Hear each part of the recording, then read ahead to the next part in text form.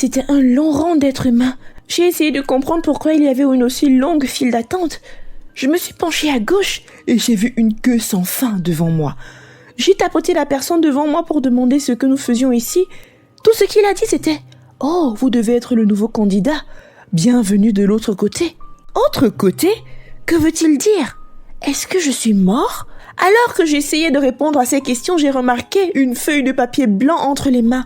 Si ceci était le jugement, pourquoi est-ce que je suis dans la file d'attente des accusés? Je suis intelligent, déterminé, jeune et totalement dévoué à mon Dieu. Qu'est-ce que je fais ici avec cette feuille de supposé péché à la main? Je me demandais. Mais je ne bois pas, je ne fume pas, je ne fornique pas, je ne vole pas non plus. Je suis juste. D'autres devaient être là, mais pas moi. Ce fut enfin mon tour d'affronter l'homme. J'ai placé ma feuille devant lui et il y a jeté un coup d'œil et a soupiré doucement.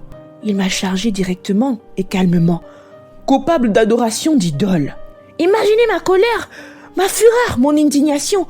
J'ai sauté de la chaise, j'ai dit « Bien sûr que non !» Vérifiez à nouveau la feuille, vérifiez mon nom, ça ne peut pas être le mien. Il soupira encore et mentionna un de mes noms que personne ne connaîtrait.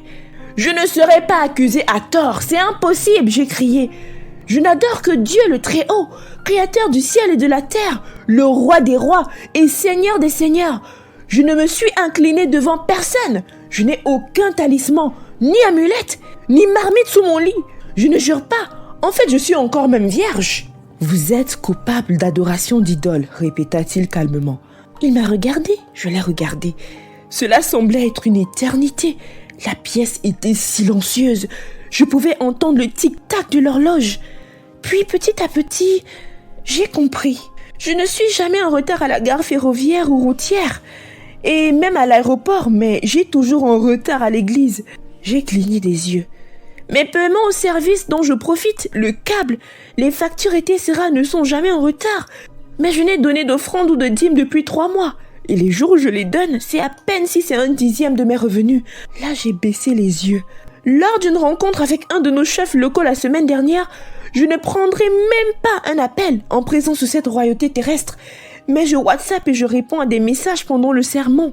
Oh là là, Seigneur. Je n'interrompais pas mon évaluation de performance avec mon patron pour quoi que ce soit. Mais j'ai raté la messe de la semaine dernière à cause d'une série télévisée. Je ne laisserai pas une journée se terminer sans mettre à jour mon statut. Mais aujourd'hui, je n'ai juste que dit « Salut Dieu, bye Dieu ». Je n'ai même pas prié hier soir. La pièce commençait à devenir très très chaude. Je ne manquerai jamais d'aller à la banque à cause d'une intempérie, mais j'ai raté la prière de mercredi et de vendredi parce qu'il pleuvait. J'aime porter les couleurs de mon parti aux réunions de parti et je n'ai même pas à me soucier ce que les autres pensent de moi. Mais je déteste parler de Dieu à mes collègues de travail à cause de ce qu'ils penseront de moi. J'ai toujours le dernier gadget technologique auquel vous pouvez penser.